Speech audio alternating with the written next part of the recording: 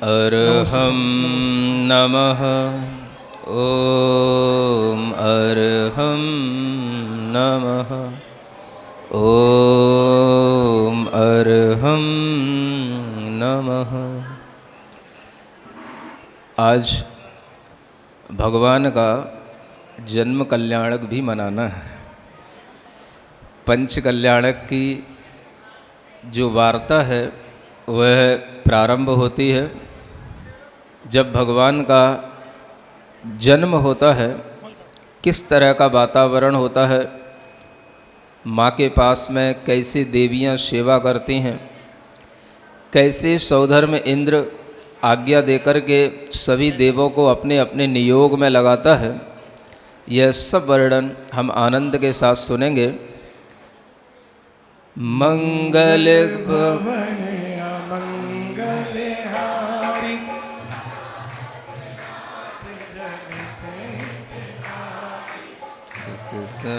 बोलो बोलो जल्दी बोलो।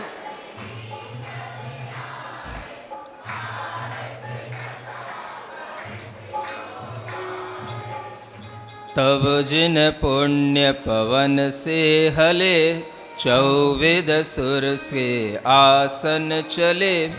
विहग देख इंद्रादिक देव, जानो अवधि ज्ञान बल में। जिनवर आज गर्भ अवतरे, यह विचार और आनंद भरे। चढ़ी विमान परिवार समेत, चले गर्भ कल्याण हेत। जय जयकार करत बहु भाई, उत्सव सहित पिता घर आए। मात पिता आसन पर ठये, मंचन महल महाबल भय। गर्भ मध्यवर्ती भगवान, प्रण में देव धरो मन ध्यान। गीत निरत वादित्र बजाय, पूजा भेंट करी सिर नाय। यो सुरगण सब साधिन योग, गए गेह करि कारज जोग। इंद्र राज को आयस पाए, रुचक वासिनी देवी आए। जथा जोग सब सेवा करे, छिन छिन जिन जन सो। रुचक दीप रम सो जहाँ, रुचक नाम पर्वत है तहाँ। सो 84 सहस प्रमाण, इतने योजन उन्नत जान। इतनी विस्तरण धार, दीप मध्य सौंबल आकार। ताके शिखर कोट बहुल से, दिशा कुमारी तिन में बसे। ती सब सीवन आवे मान, यह नियोग इनको सुखदाय। आई भक्ति नियोगनि देवी, जिन जननी की सेव भजे। ये अलग हो गया, यह चौपाई छंद नहीं था पूर्व। कहा जा रहा है कि यह भगवान का जो पंच कल्याणक प्रारंभ हो रहा है, उसमें गर्भ कल्याणक के समय पर जब गर्भ में भगवान अवतरित हो जाते हैं, उस समय पर आनंद से भर कर के इंद्र आदि सभी देवता विचार करते हैं कि जिन तीर्थंकर का अभी गर्भ में अवतरण हुआ है, वह बालक बहुत ही पुण्यवान है। और वह सभी देव लोग आकर के भगवान के जहाँ पर जन्म होना है, उसी घर में आकर के, उसी महल में आकर के माता पिता को भी प्रणाम करते हैं। और जो बालक अभी गर्भ में दिखाई नहीं दे रहा है, उसको भी अपनी कल्पना में लेकर के उन्हें प्रणाम करते हैं। ऐसे इंद्रराज जब प्रणाम कर लेते हैं, उसके बाद में बालक गर्भ में है, माँ की अनेक तरह से सेवा करने के लिए रुचक वासिनी देवियों को बुलाया जाता है। यह वह द्वीप है जो 13वें नंबर का द्वीप कहलाता है। आप लोग पहले जम्बू द्वीप में रह रहे हैं, और ये जो देवी माता की सेवा करने के लिए आती है, ये रुचक वासिनी देवी कहलाती है, जो रुचकवर द्वीप से आती है। और यह रुचकवर द्वीप नंदीश्वर द्वीप के भी आगे जाकर के पड़ता है। और वहाँ पर रहने वाली जो दिशाओं में अलग अलग दिशाओं की अलग अलग देवियाँ होती हैं, वो सब देवियाँ आती हैं और वह देवियाँ आकर के माँ की सेवा करती हैं, माँ को खुश रखने के लिए हमेशा तत्पर रहती हैं, तरह तरह से माँ के लिए लुभावनापन भी देती हैं और तरह तरह से माँ को ज्ञान भी देती हैं और माँ के ज्ञान की परीक्षा भी करती हैं कि देखो तीर्थंकर बालक के गर्भ में आने से माँ को कितना ज्ञान उत्पन्न हो गया है। ऐसे कठिन कठिन प्रश्न भी करती हैं और माँ उनका सहज उत्तर भी देती है। किस कारण से दे पाती है माँ? माँ को इतना ज्ञान नहीं होता है, लेकिन वह बालक गर्भ में है, इसलिए माँ को भी इतना ज्ञान आ जाता है कि देवी कुछ भी पूछती है तो माँ उसका उत्तर दे देती है। तो वही कुछ यहाँ पर नियोग बताया जा रहा है कि कैसे कौन कौन सी देवी क्या क्या काम करती हैं वहाँ पर। और जो आप सुनते हो 56 कुमारी देवियों को बुलाया जाता है, ये देवियाँ वहाँ जाकर के आखिर करती क्या हैं, ये आप खुद इसी वर्णन से पढ़ें।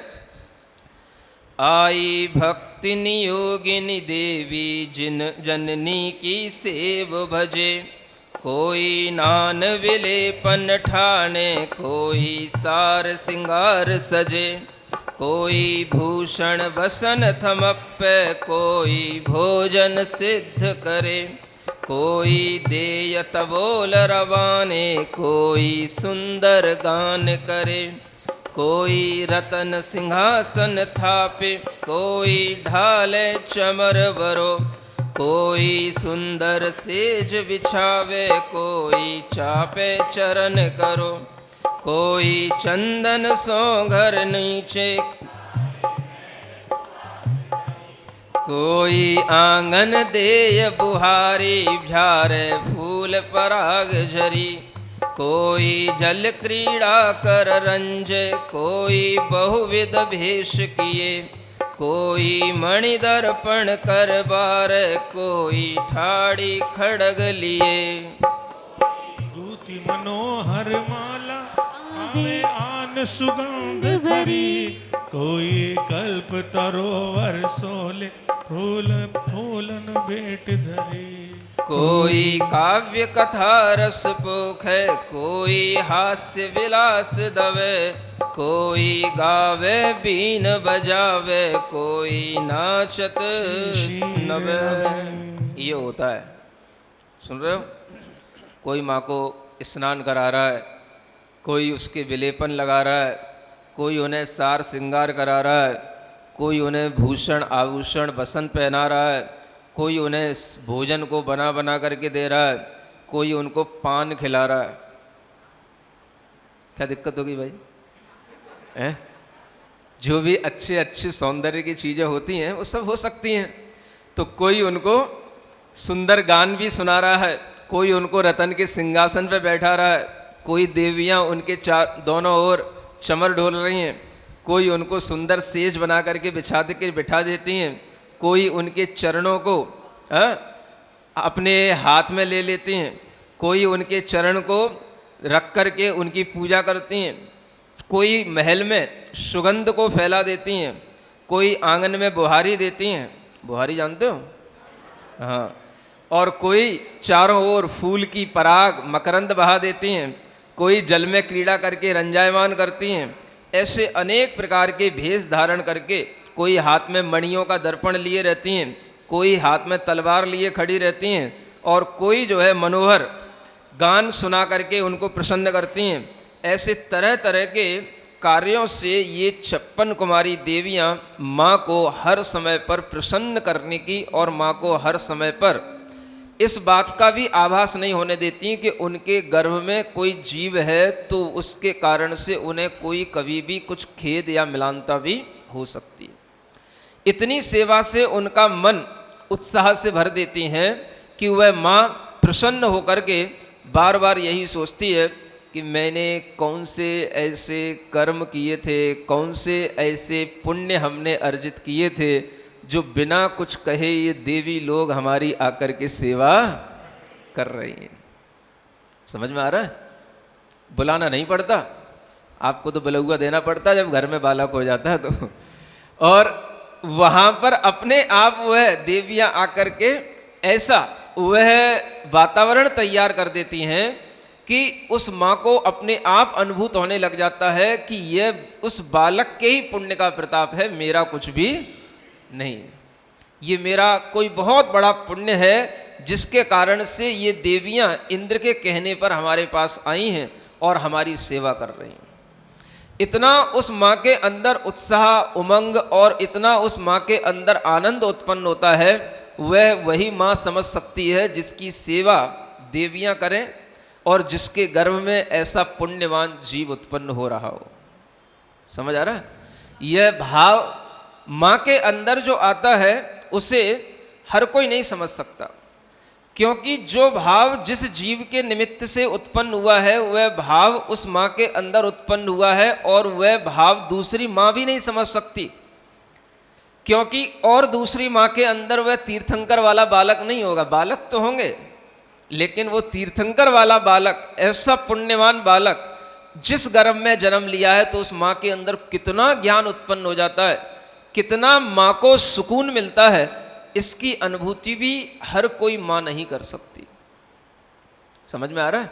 इसलिए कई बार बहुत सी पढ़ी लिखी महिलाएं ये निदान भी करने की इच्छा करती हैं कि हे भगवान, मैं भी अगले जन्म में अगर स्त्री बनूं तो तीर्थंकर की माँ बनूं। सुन रहे हो? स्त्री पर्याय को छेदने की भी भावना रहती है, तो किन्हीं किन्हीं स्त्रियों के मन में ये भी भाव रहता है कि अगर ऐसी स्त्री बनूं, ऐसी माँ बनूं जो तीर्थंकर की माँ होती है। क्यों? उसमें दो दो फायदे हैं। एक तो तीर्थंकर की माँ बनने का श्रेय मिलेगा, और जो तीर्थंकर के माता पिता होते हैं वो नियम से भव्य जीव होते हैं, उन्हें भी एक भव बाद मोक्ष की प्राप्ति हो जाएगी। तो अभी से इतनी जल्दी करके मोक्ष पर्याय जाने से क्या मिलेगा, और जो बीच में हमें कुछ अच्छा मिल सकता है वो भी लेते चलो। ऐसा सोच करके कई महिलाएं इस बात के लिए भी अर्घ चढ़ाती हैं, तीर्थंकर जननी पद प्राप्त शांतिनाथ जिनेन्द्राय अर्घ्यम निर्वापमिति। सुना है मैंने, बताओ तो आप लोग, सही बात है कि नहीं है? हाँ, सही है। तो कुछ ना कुछ तो आपके मन में ये राग भाव तो रहता है, इसका मतलब। और हर माँ ये चाहती है कि मुझे भी ऐसा सौभाग्य मिले, और वह मोक्ष तो उसको नियम से होना ही है। अब वह एक भव बाद देवी बनने के बाद में फिर मनुष्य भाव प्राप्त करके वह सौभाग्य उसको मिलेगा ही, लेकिन ये भी एक बहुत बड़ा सुख है जो सुख वह माँ ही लेना चाहती है। पुरुषों के मन में ये भावना नहीं आएगी और करना भी नहीं। समझ आ रहा है? वह भावना माँ की है, माँ को ही करने दो। जिनके लिए जो योग्य है उनके लिए वह भाव अभी भी उनके लिए हितकर हो सकता है, लेकिन कभी भी किसी पुरुष को ऐसा भाव नहीं करना। तो पुरुष सोच सकते हैं, ऐसा भाव तो कर सकते हैं महाराज कि महाराज पुरुष पिता बनेगा है, क्या बन जाए? तीर्थंकर के पिता बन जाए। हाँ। समझ आ रहा है? इसलिए भी लोग उत्साहित रहते हैं। जब आप देखते हो पंच कल्याणक होते हैं तो सौधर्म इंद्र तो अपनी जगह अलग है, लेकिन कुछ लोग सिर्फ इतनी इच्छा रखते हैं कि हम उन तीर्थंकर के माता पिता बनने का सौभाग्य भी हमको मिल जाए। यह अपने आप में इतनी बड़ी चीज है। इसलिए यह तीर्थंकर का जो जन्म होता है और उन बालक का उस समय पर अभी हमें कुछ भी दर्शन नहीं हो रहा, लेकिन फिर भी वह उन्हीं बालक के निमित्त से सब कुछ हो रहा है। जो बालक अभी गर्भ में आया है, अभी जन्म नहीं लिया है, और उस बालक को आए हुए भी अभी कोई बहुत टाइम नहीं हुआ है, और वह बालक अभी किसी भी रूप में दर्शन को प्राप्त नहीं हो रहा है, लेकिन फिर भी यह बात पक्की है कि यह सब उसी जीव के निमित्त से हो रहा है। किसी को संशय नहीं होता? आप लोग होते तो संशय करते, भाई पक्का है ना बालक ही होगा। समझ आ रहा है? पक्का करते। पक्का कैसे करते आप? जो आपके पास में साधन हो उनसे पक्का करते। लेकिन यहां पर ये सब अपने आप बात पक्की हो जाती है जब इंद्र अपनी देवियों को भेज देता है, क्योंकि इंद्र का अवधि ज्ञान कभी भी गलत नहीं होता। और इंद्र के माध्यम से ये पता रहता है कि जो स्वर्ग में जीव बैठा है वह जीव ही यहां पर आकर के जन्म लेगा। ये अवधि ज्ञान से जिंद्र जान लेता है। देखो कितना बड़ा होता है अवधि ज्ञान, समझ आ रहा है। वैसे तो हम पढ़ते हैं रूपिष्ववधे, तत्व सूत्र पढ़ते हो ना। अवधि ज्ञान हमेशा रूपी चीजों को जानता है, रूपी चीजों को देखता है, लेकिन आत्मा तो अरूपी है।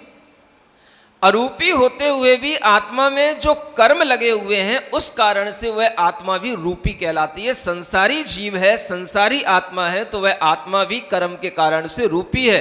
तो उस आत्मा को वह देख सकता है कि यहाँ पर आने वाली आत्मा कहाँ से आएगी, कौन से स्वर्ग से जन्म लेगी, और उसी की तैयारी में वह 6 महीने पहले से लग जाता है। और गर्भ में आने के बाद में वह इस तरह से देवांगनाओं को सेवा के लिए लगा देता है। और यह वर्णन आगे और चलता है कि वो देवियां और किस तरह से माँ की सेवा करती हैं।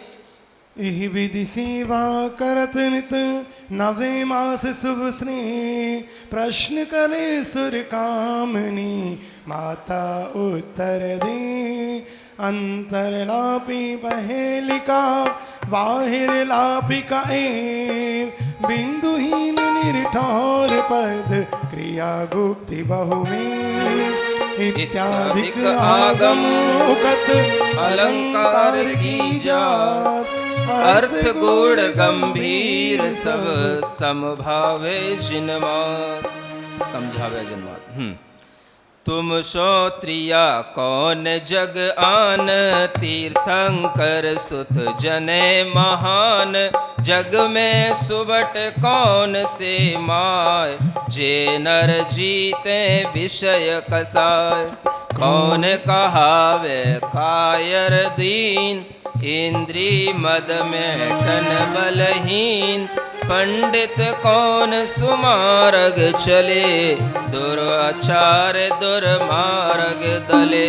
माता मूरख कौन महान, विषयी जीव जगत जयवंत। कौन सत्पुरुष नर भवधार, जो साधे पुरुषारथ चार। कौन का पुरुष कहिए मन, जो सठ साय न जाने धर्म। धन्य कौन नर इस संसार, जो वन समय धरे वस्त भार। किन को कहिए शरवं, जे धर करे प्रतिज्ञा भंग। कौन जीव के बैरी लोय, काम क्रोध है और न कोई। जननी जग में कौन मलीन, पातक परम मलिन मतहीन।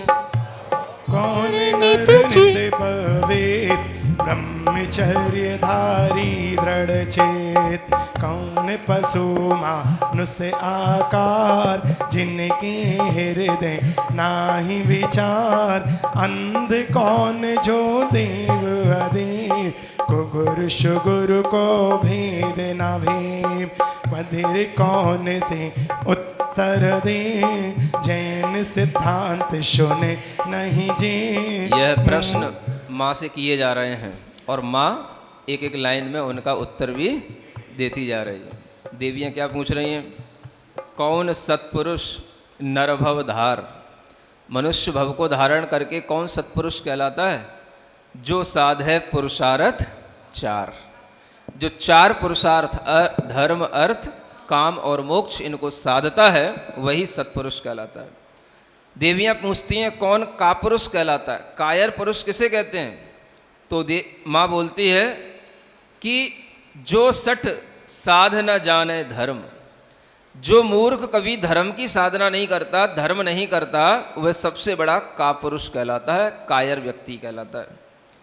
धन्य जीवन किसका है इस संसार में?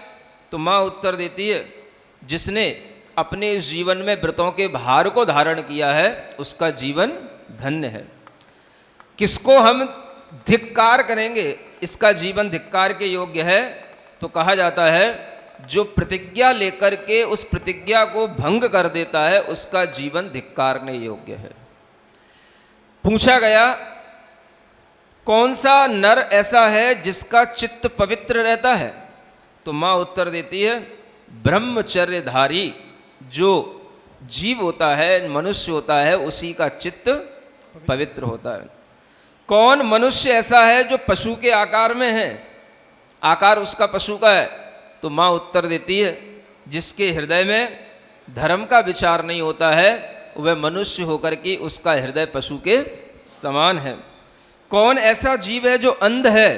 तो माँ उत्तर देती है, जिसे देव और कुदेव का भेद नहीं आता, जिसे कुगुरु और सुगुरु का अंतर नहीं आता, वह आंखें होकर के भी अंधा जीव है। कौन बहरा होता है? तो माँ उत्तर देती है, जिसने कभी जिनेंद्र भगवान के सिद्धांतों को नहीं सुना, जिसने कभी जैन वाणी को नहीं सुना, वह कान वाला होकर के भी बहरा है। ये उत्तर माँ दे रही है, इतना ज्ञान माँ के अंदर आ जाता है। फिर और पूछा जा रहा है, आगे पढ़ो। मूक नाम नर कौन, कैसे लहे, जो हित साध वचन नहीं कहे। लंबी भुजा कौन करही, जिन पूजा मुनि दान न दीन। कौन पागले पाव समेत, जे तीरथ पर से न सचेत। कौन कुरूप जननी बहु, ए शील सिंगार बिना नर जे। वेग कहा करिए बड़वा, दीक्षा गहन जगत को त्याग। मित्र कौन हित वंशक होय, धर्म दृढ़ाव आलस खोय। शत्रु कौन जो दीक्षा लेत, विघ्न कर पर भव दुख देत। जीव को कौन शरण है माय, पंच परम गुरु सदा सहाय। ये विधि प्रश्न करी सुर नारी, माता उत्तर देह विचार। बामा देवी सहज प्रवीण, शकल मरग जाने गुणलीन। पुरुष रतन अंतर कहे, नहीं ध्यान अधिकता लहे। पूछा गया माँ से, कौन इस जगत में पागल कहलाता है? क्या पूछा गया? कौन व्यक्ति इस जगत में पागल कहलाता है? तो वह व्यक्ति पागल कहलाता है जो कभी तीर्थों पर जाकर के कभी तीर्थों पर वंदना नहीं करता है, वो पागल कहलाता है। माँ ऐसा उत्तर दे रही है। समझ में आ रहा है?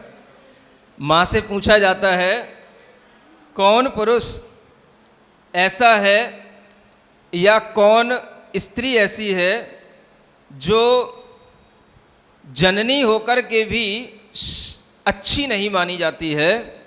तो माँ उत्तर देती है, जो सील के श्रृंगार से रहित है वह स्त्री जननी होकर के भी अच्छी नहीं मानी जाती। समझ आ रहा? सबसे बड़ा श्रृंगार क्या होता है? पूछा गया, कौन सा यहाँ पर मनुष्य के लिए सबसे बड़ा भाग्य है, बड़भागी कौन कहलाता है? तो माँ उत्तर देती है, जो दीक्षा को ग्रहण करने की इच्छा करता है और जगत को त्यागता है वह सबसे बड़ा बड़भागी कहलाता है। आपके लिए ये बात भी जानने योग्य है। पूछा जा रहा है, सबसे अच्छा मित्र कौन होता है? क्या पूछा जा रहा है? कौन बेस्ट फ्रेंड होता है, हैं? तो माँ क्या उत्तर देती है? ये उत्तर माँ के भी समझना और तीर्थंकर बालक के भी समझना, क्योंकि उसी के कारण से माँ को ऐसा ज्ञान आ रहा है जो ऐसे उत्तर दे पा रही है। गर्भ से पहले अगर पूछती तो ऐसा उत्तर ना मिलता।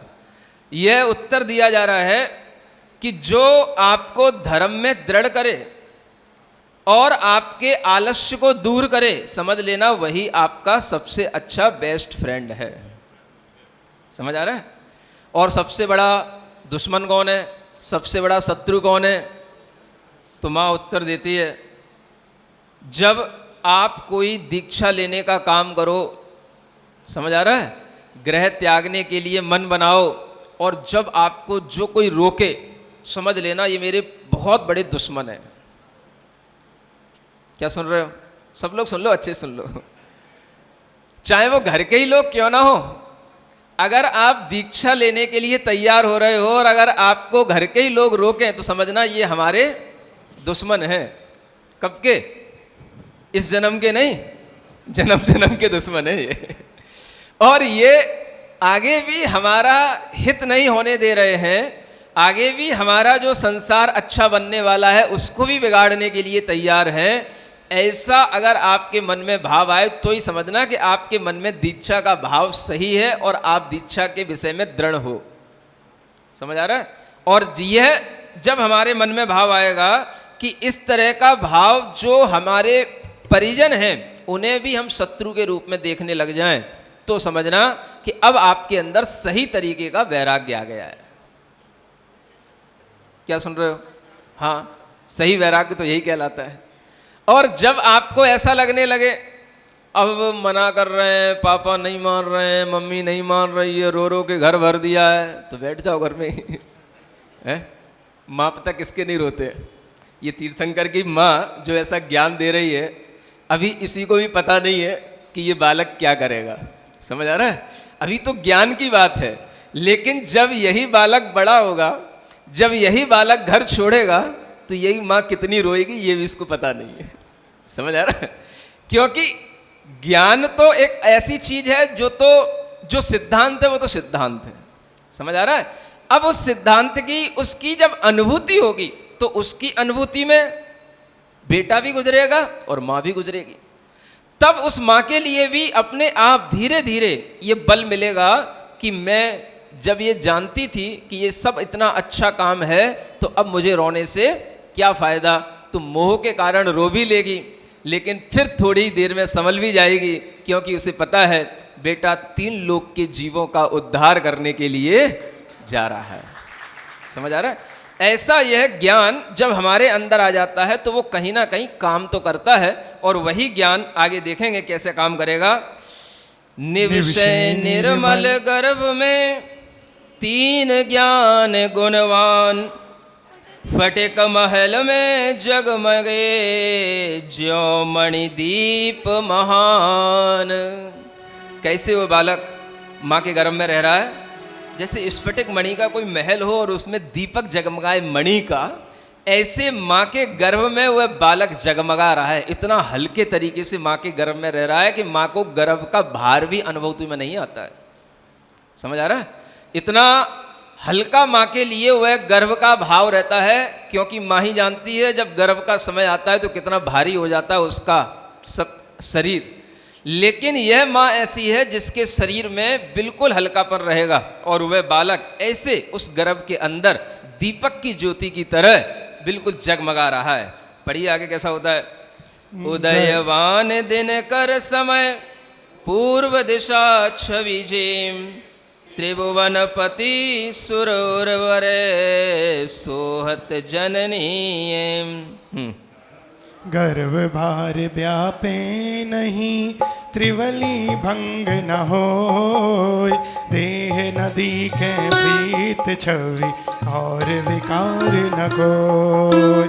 ज्यों दर्पण प्रतिबिंब सो भारी कहो न जाय, क्यों जिन पति के गर्भ सो खेद न पावे माय। कल्पलता शीलसत अति जननी छवि संयोग, मंदहास कुसुमति भई अब फल है फल फूल। देवराज की वचन सो बेनिश हर्षति अलक रूप देवे सजीली अपर छासो। पूर्वंत नव मास लो पंचाचरज अनु, अश्वसेन भोपाल घर दिए धनत सुख रूप। यो सुख सुनिश दिन गए खेद नाम कहीं नाम, ये सब पुण्य प्रभाव है। 9 महीने इसी तरह से व्यतीत होते हैं, और ये सभी दिन सुख से व्यतीत हो रहे हैं। और इस सुख का कारण अगर कोई है तो भीतर है पुण्य का भाव, और इसी पुण्य के प्रताप से ये सब सुख सुविधाएं आराम से मिलती हैं। इस तरह से ये गर्भावतरण का वर्णन समाप्त होता है। आगे 6ठे अधिकार से फिर से यह बात आगे बढ़ती है। रागादिक जल सो भर्यो तन तालाब बहु भार, पारस रवि दर्शन सुखे अह पासारस उड़ जाए। गर्भ मास पूर्ण भय नव निर्मल आकार, पौष मास एकादशी श्याम पक्ष शुभ बार। वामा देवी पूर्व दिशे जन्मो जन्म भार, मुदित भयो त्रिभुवनी कमले ऋषुभित निरवसान। अश्वसेन नभ उदयगिरि उगयो बाल दिनेश, दीन ज्ञान किरणावली लिए जगत परमेश। जनन्यो जब तीर्थंकर कुमार, तिहु लोक बड़यो आनंद पार। नव निर्मल दिशि कही आंधी में ना धूली ले। अतिशी शांति शांति, थोड़ा सा पद्दड़ी छंद है। अति शीतल मंद सुगंधिथाय, सोबहन लगी सुख शांतिदाय। सब सुजन लोक हरखें विशेष, ज्यों कमल खड़ग अगणत दिनेश। घंटागन गरजे देवलोक, ज्योतिष घर के हरिनाद दो। भवनालय बाजे सहज संग, विंतर निवास भेदी असंग। अब यह भगवान का जब जन्म होता है, अब ये जन्म कल्याणक का अवसर है। 4 निकाय के देव होते हैं, भवनवासी, व्यंतर, ज्योतिषी और वैमानिक। पढ़ा है ना, देवास चतुर्निकायाः। देव कितने प्रकार के होते हैं? 4 प्रकार के होते हैं। उनमें अलग अलग देवों के यहाँ अलग अलग तरह से जन्म की सूचना पहुँचती है। समझ आ रहा है? किसी के यहाँ पर घंटा घन गरजें, देवलोक ज्योतिष घर केहर नादी शोक। जो ज्योतिषी देव हैं उनके यहाँ तो सिंहनाद होता है। ज्योतिषी देवों के यहाँ क्या होगा? सिंहनाद। जो भवनवासी देव हैं उनके यहाँ पर शंख बजेंगे। जो व्यंतरवासी देव हैं उनके यहाँ भेरियाँ बजेंगी। और जो वैमानिक देव हैं उनके यहाँ घंटा बजेंगे। इस तरह से 4 निकाय के देवों में अलग अलग तरह से ये सूचना पहुँचती है कि तीर्थंकर बालक का जन्म हुआ है। ये अनहद बाजे बजे जान, जिन राज जन्म अतिशय महान। कल्पित रोवर पुष्ट स्वयमेव करन लागे विशिष्ट। इंद्रासन कपि अकस्मात, ये करन कियो सारथ सुजात। जिनि जनि भवयो भूलोक माय, उच्चासन अभितनि जोगी नाही। आनम्र भय मणि मुकुट एम, श्री जिन प्रति करत प्रणाम एम। ये चिन्ह देख इंद्रादि देव, तब अवधि ज्ञान बलि जान भेव। निर्धार बनारसी नगर थान, तीरथ पति जनन्यो आज आन। प्रभु जन्मि कल्याण के करण काज, उद्धम आरम्यो देवराज। जब इंद्र ने अपने अवधि ज्ञान से जान लिया कि ऐसा क्यों हो रहा है, आसन भी कप रहा है, यह घंटे भी बज रहे हैं, और सब जगह पता पड़ा कि किसी के यहाँ शंख बज रहे हैं, किसी के यहाँ भेरियाँ बज रही हैं, तो अपने अवधि ज्ञान से यह इंद्र जान लेता है कि यहाँ पर अब तीर्थंकर का जन्म हो गया है। और वह जन्म कहाँ पर हुआ है? बनारस नगरी में हुआ है ना। तीर्थंकर पार्श्वनाथ का वह जब जन्म हुआ तो अपना देवराज एक बहुत बड़ा उद्यम करने लग जाता है, बहुत बड़ा प्रयत्न करने लग जाता है। क्या करता है? परिवार सहित सब इंद्र नाम आए, मिल प्रथम सुरेंद्र धाम। नाना विधि बाहन चढ़े जय, जिनि भक्ति सलिल सिंचत सुदेह। सप्तांग सैन तब चली एम, यह महाजलद की लहर जेम। तीरथ पायक वृषभ वाज, गायन नृतक सेना समाज। एक एक सैन में 7 कच्छ, तिहि माहि प्रथम 84 लक्ष। फिर दुगुण दुगुण 7 लोजान, इस भांत 7 सेना महान। सो कौन और 6 कोर जोरी, 68 लाख ऊपरी बहोरे। ये एक हस्त सेना प्रमाण, ऐसी ही सब 7 समान। यह सुनकर के सब देव लोग इंद्र के पास आकर के इकट्ठे हो जाते हैं। देव तो असंख्यात संख्या में होते हैं। सौधर्म इंद्र के ही महल में आकर के सब लोग इकट्ठे हो जाते हैं और वहाँ से सौधर्म इंद्र अपनी सेना के साथ चलता है, और वह सेना का यहाँ प्रमाण दिया गया है, जो करोड़ों की संख्या में सेना होती है, वह सेना के साथ में इंद्र उस बनारस नगरी के लिए प्रस्थान करता है। तो नाग दत्त सुर आभियोग सो करत विक्रिया निज नियोग ता प्रति आज्ञा दीनी शुरिन नित्य कीनो ऐरावत गए लख योजन मान मतंग ईश अति उन्नत देह उतंग शीश शुभ स्वीत वरण मन हरण काय लीला गति धार सलिल पाए। यह जब इंद्र चलता है वहाँ से तो ऐरावत हाथी पर चलता है। वह ऐरावत हाथी सफ़ेद रंग का होता है, धवल रंग का होता है। उस ऐरावत हाथी का यहाँ पर कुछ वर्णन भी आपको सुनने को मिलेगा। मद जौवन कलित कपोल श्याम नख विद्रुम वरण मनोभिराम सविलसित सुलक्षणी अंगे अंग नहीं गिनी जाहि जिस छवि तरंग गंभीर घना घन घोष जास बहु सुंदर सुंड सुगंध सास सुकांग स्वरूपी कामि गौन जा देखी मोहित तीनि भुवन घन घोरत घंटा लंब मान मानी भूवर माला कंठ थान वनि पाखरि सोदिपि देह संपाजत मानो शरद में सुवदन विराजत सोमवंत एक एक वदन में 8 दंत प्रतिदंत सरोवर एक देश सर सर हंस कमली सो पचीस। जानते हो उस ऐरावत हाथी में कैसा हाथी होता है? वो उस हाथी के 100 मुख मानना। कितने मुख होते हैं उसके, समझ आ रहा है? और हाथी के दांत भी होते हैं, बिना दांत के हाथी कैसा? उस हाथी की सूंड, हाथी के दांत, समझ आ रहा है?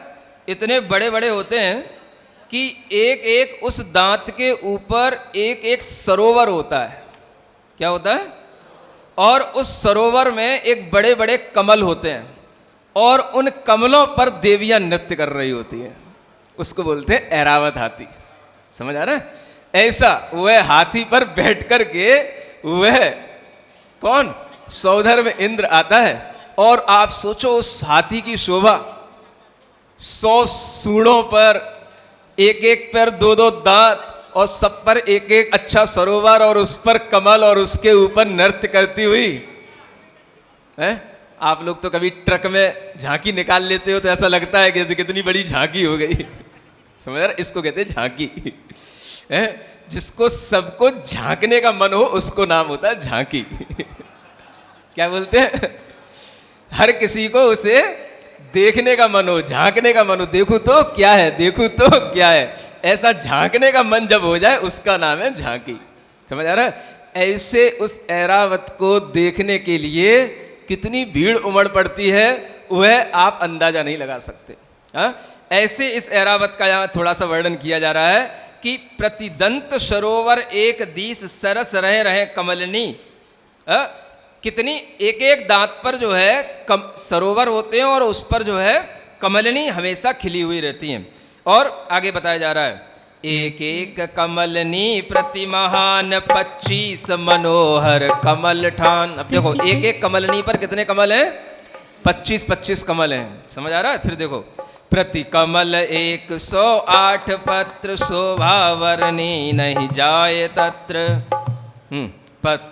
पत्रन पर नाचे देव नार जग मोहत जिनकी छवि निहार नव नव रस पोषय करत गान लावण्य जलधि बेला समान। किसी हाथी ओपन सची संग सो धर्म स्वर्ग पति मुदित अंगे आरूढ़ भयो अति दिपत में उदया चल मस्तक भानुजैम। चंद्रोपमि चामन छत्र शीश दस जाति कल्प सुर सहित ईश। उस हाथी के ऊपर अकेला सौदर इंद्र नहीं होता है, कौन होता है उसके साथ में? हाँ, ये भी बहुत बड़ी पुण्यवान जीव होती है। कौन बोलते हैं इसको? सची, है ना? जो सौदर में इंद्र की रानी होती है उसका नाम क्या है? सची। और वह भी उसी सौधर्म इंद्र के साथ में, उसी के सिंहासन के साथ में बैठी होती है।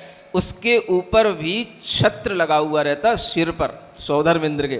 समझ आ रहा है? राजा है वो। और 10 जाति के जो कल्पवासी देव हैं वे उसके आसपास उसके लिए चामर ढोरते रहते हैं। और कौन देव क्या करता है? ईशान प्रमुख इम देवराज निज निज वाहन ले चले साथ। परिजन समेत उर हर स्वभाव जिन जन्म कल्याण की करने चाव। बाजे सुर दुंदुभि विविध भेद जयकार करें मिल सकल देव। बिजु कोलाहल गगन थान सब दिश देखे वाहन विमान। आकाश सरोवर अति गंभीर इंद्रादि अमर तन तेज नीर। ताह विकसित मुख अप्सरा एम ये हिलो कमलिनी बाग जेम। ये विद देवागम भई जान अवतरे बनारस नगर थान। चंद्रादि ज्योतिषी पंच जात दश भेद भवन वासी विख्यात। मुनि पुनि 8 जाति के वान देव सब आए इंद्र समेत एव। निज निज वाहन चढ़ सपरिवार जिन जन्म महोत्सव हिये हार। तब पुर प्रदक्षिणा सुरन दीन अस हर खत जुर जयकार कीन। वन वीथी मार्ग गगन रोक सब थाड़े देवी देव धोक। थोक है ना, थोक जानते हो? अब क्या हुआ, जब वह अपने ऐरावत हाथी पर चढ़ करके आया तो सबसे पहले उस नगर की परिक्रमा लगाता है वो सौदर्म इंद्र। किस नगर की? हाँ, समझ आ रहा है?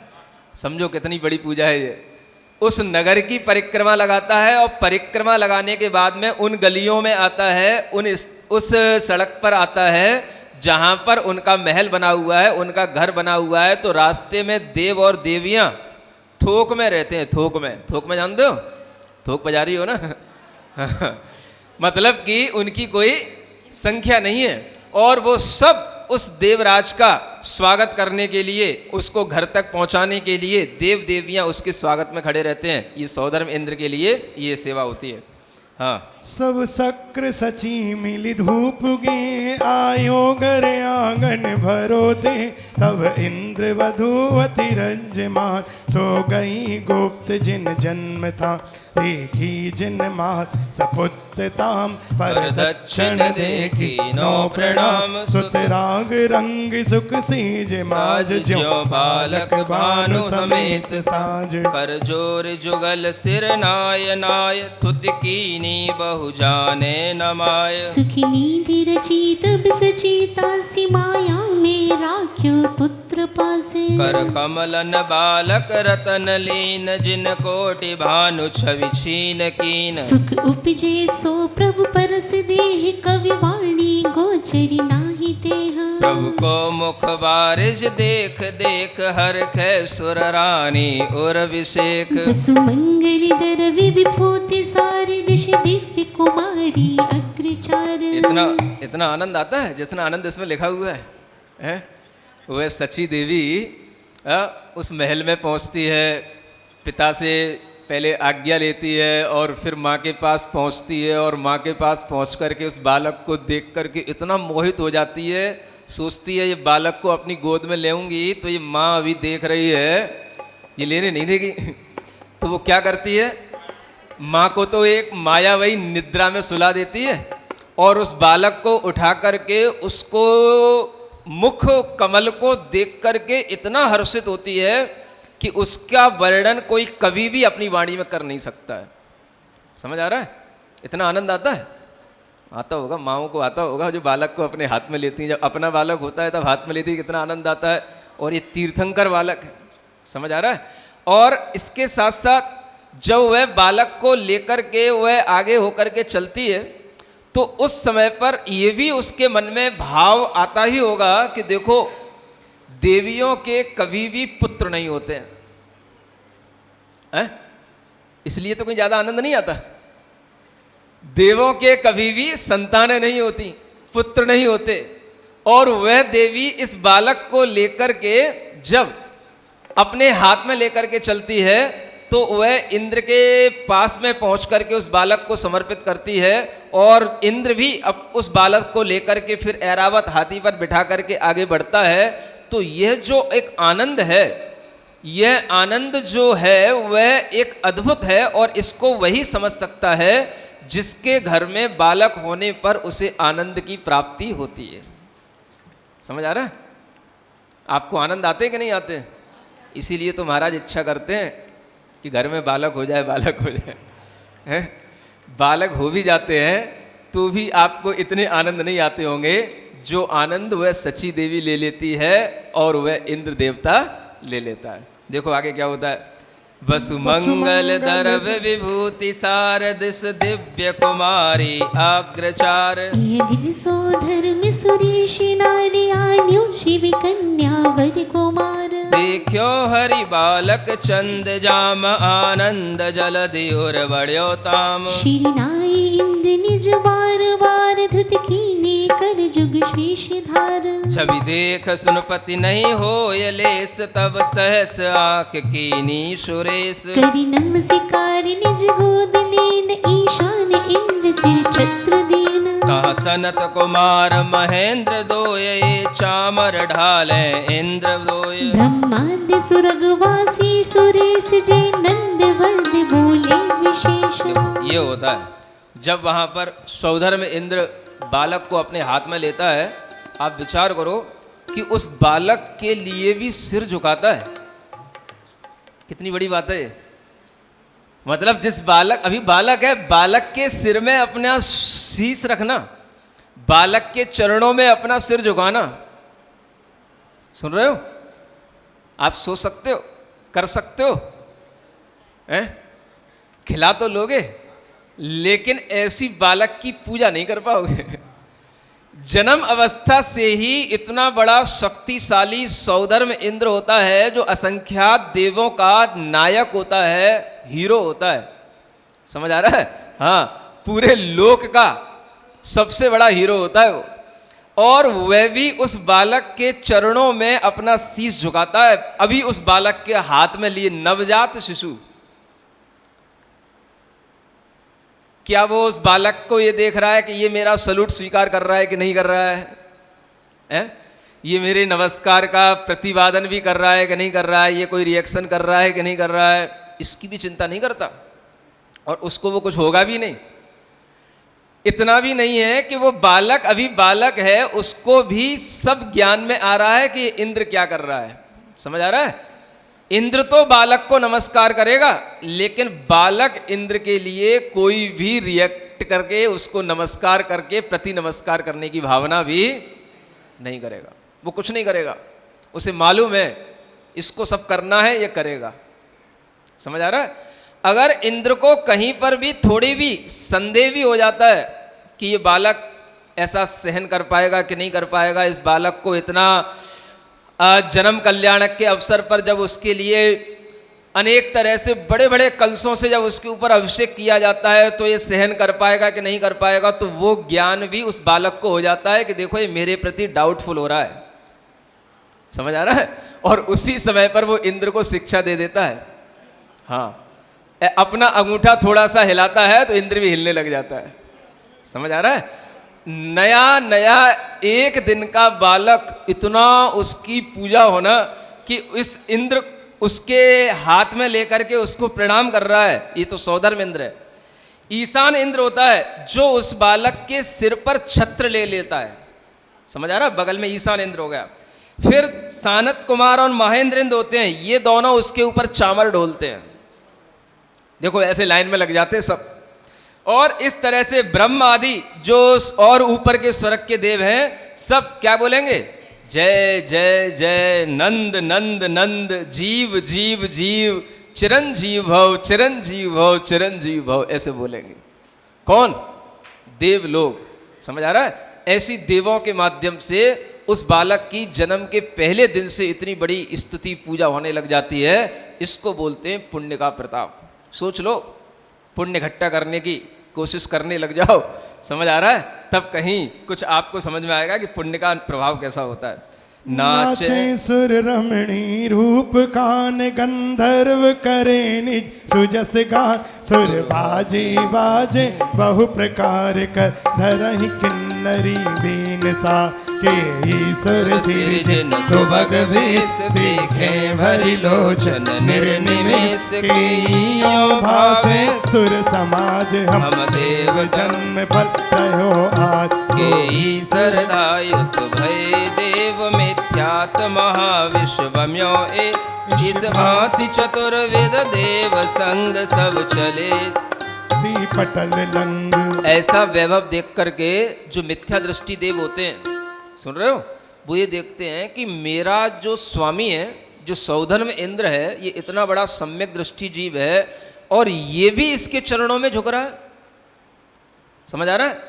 जन्म के समय पर ये अभी बालक के चरणों में अपना सिर झुका रहा है, इतना महोत्सव कर रहा है, इनको सुमेरु पर्वत पर ले जा रहा है ऐरावत हाथी पर बैठा करके, और ये सब एहसान सानत कुमार महेंद्र सब लाइन में लगे हैं। तो जो छोटे और देव होते हैं, जो मिथ्या दृष्टि देव होते हैं, उनके मन में यह जन्म कल्याणक का अतिशय देख करके इतना श्रद्धा उत्पन्न हो जाती है उस बालक के प्रति कि वे भी सोचने लग जाते हैं सत्य यही है। सुन रहे हो? बहुत से ऐसे भी लोग होंगे जो यहाँ पर अभी सोच रहे होंगे यार ये बहुत लंबी लंबी देते हैं। समझ में आ रहा है ना? हाँ, बहुत ज़्यादा ज़रूरत से ज़्यादा ये लंबा लंबा वर्णन करते हैं, ज़्यादा ही कुछ अच्छे बखान करते हैं अपने तीर्थंकरों का, है? ऐसे भी लोग होंगे। ऐसे भी दार्शनिक हुए जो कहते हैं जैनियों ने अपने तीर्थंकरों का इतना अतिशयकारी वर्णन कर रखा है कि उससे ज़्यादा कोई कर ही नहीं सकता है, अब इतना कर रखा है। समझ आ रहा है? अब आपके पास इतनी अकल तो हो, इतना अतिशयकारी वर्णन आप करने की अपने अंदर बुद्धि तो लाओ, और वो बुद्धि तो तब आएगी जब आपको पता हो देव होते हैं। आपको तो देव मानना ही नहीं है, तो मनुष्यों से कहाँ इतना अतिशय घटित होगा। समझ आ रहा है? तो वे लोग भी जानते हैं कि जितना अच्छा वर्णन जैनी लोग कर सकते हैं, उतना अच्छा वर्णन दुनिया में कोई भी बड़े से बड़ा ज्ञानी नहीं कर पाया। समझ आ रहा है? तो ये हकीकत है। हकीकत को वर्णन करने में अगर हम थोड़ा भी करेंगे तो बहुत लगेगा। ये तो आप सुन रहे हो, और जब घटित हो रहा होगा तब क्या हो रहा होगा, है? यहाँ पर थोड़ा सा संगीतकार आकर के जब ध्वनि निकालता है, उस समय पर आपके भाव कैसे हो जाते हैं? क्या समझ आ रहा है? अभी आप देख रहे थे, हैं? आप अभी सामान्य से बैठे हो, भगवान की रचना देख रहे हो, भगवान का सब कुछ जान रहे हो, लेकिन जब वो संगीतकार तरह तरह की ध्वनि निकालता है, शंख की, राजा के आगमन की, तब आपके भी हिलने लग जाते हैं रोमटे। हिलते कि नहीं हिलते? आप समझो, जहां पर देव लोग, ये तो भी एक संगीतकार है, एक पियानो है। समझ आ रहा है? एक उसके पास वाद्य यंत्र है। जहां पर करोड़ों वाद्य यंत्र हो, असंख्यात वहां पर देव लोगों की लाइन लगी हो, वहां तो धरती नाचती है, नाचती। समझ आ रहा है ना? हाँ, और जब धरती नाचेगी तो धरती पर रहने वाला कोई भी व्यक्ति ऐसा बचेगा नहीं जिसके पैर हिलने से रह जाए। हर कोई नाचने लगेगा। जिसको नाचना नहीं भी आता है ना, वो भी कमर भटकाएगा। हाँ, इतना आनंद आता है। तो वही यहाँ पे बताया जा रहा है कि सारा का सारा ये जो चतुर प्रकार का देव संग वहां जुड़ जाता है, तो वहां मिथ्या दृष्टि देवों को भी सम्यक दर्शन की प्राप्ति इस जन्म कल्याणक को देख करके हो जाती है। मिथ्या दृष्टि देव भी अपना मिथ्यात्व छोड़ देते हैं। भैया यही सच है, आज तक हमने सही नहीं माना, इसीलिए हम ये नीच या थोड़ा सा लो लेवल के हम देव बने हुए हैं। अगर हमने ये सब बातें सही मानी होती तो आज हम भी इस बालक के निकट में होते, इतनी लंबी लाइन में लास्ट में खड़े नहीं होते। समझ आ रहा है? वहाँ पे भी लंबी लाइन लगती है देवों की, और जो लास्ट में खड़े होते हैं तो उन्हें ऐसी फीलिंग आती, भाई हम लास्ट में क्यों खड़े हैं? हम बगल में ऐरावत हाथी के पास में वो जो सिंहासन है उस पर क्यों नहीं खड़े हैं? वहाँ पर खड़े होकर के छत्र लगाने का सौभाग्य हमें क्यों नहीं मिल रहा है? चमर ढुलाने का सौभाग्य हमें क्यों नहीं मिल रहा है? ये जब बड़े बड़े लोग जब सामने आकर के ऐसा करते हैं तो छोटे छोटे देवता अपने मन को बदल लेते हैं, और इसी से उनको सम्यक दर्शन होता है। समझ आ रहा है? इसीलिए कहा जाता है अतिशय को देख करके, भगवान की पूजाओं को देख करके देवताओं को सम्यक दर्शन की प्राप्ति हो जाती है ना? मनुष्य को तो भगवान के जिनबिंब दर्शन से हो जाएगी, लेकिन कभी भी देवता को जिनबिंब दर्शन से सम्यक दर्शन नहीं होता। क्या समझ में आ रहा है? कितने ही बड़े बड़े मंदिर में उनको ले जाओ, भगवान के दर्शन कराओ, वहां पे सम्यक दर्शन नहीं होगा। जो मिथ्या दृष्टि देव होते हैं उन्हें ऐसी रिद्धियों को देखने से और ऐसे भगवान के महोत्सव देखने से उन्हें सम्यक दर्शन होता है। जब उन्हें लगता है हाँ कुछ चीज़ तो है, जब तो पूरा दुनिया पूरा का पूरा देवलोक इनके पीछे पड़ा हुआ है, तब उसे सम्यक दर्शन होता है। समझ आ रहा है? तो ऐसा यह सम्यक दर्शन का भाव आपके अंदर भी आएगा जब आप इसी तरह से बिल्कुल जो बताया जा रहा है उससे अतिशय तो माने, लेकिन उसे आप कल्पना ना माने। समझ आ रहा है? अतिशय का मतलब ही होता है जो किसी दूसरे के पास में ना हो, उसी को अतिशय कहते हैं। जो तीर्थंकर के पास होगा वो तीर्थंकर के ही पास होगा और किसी के पास में नहीं होगा। ऐसा अतिशय जो हमें जन्म कल्याणक का देखने को मिलता है वह हम यहाँ सुन रहे हैं, उसको हम बाद में भी अपने मन में चिंतन कर सकते हैं। ये हमारे धर्म ध्यान का विषय बनता है और इसी से हम अपने मन को धर्म ध्यान में लगा सकते हैं। बोलो महावीर भगवान की।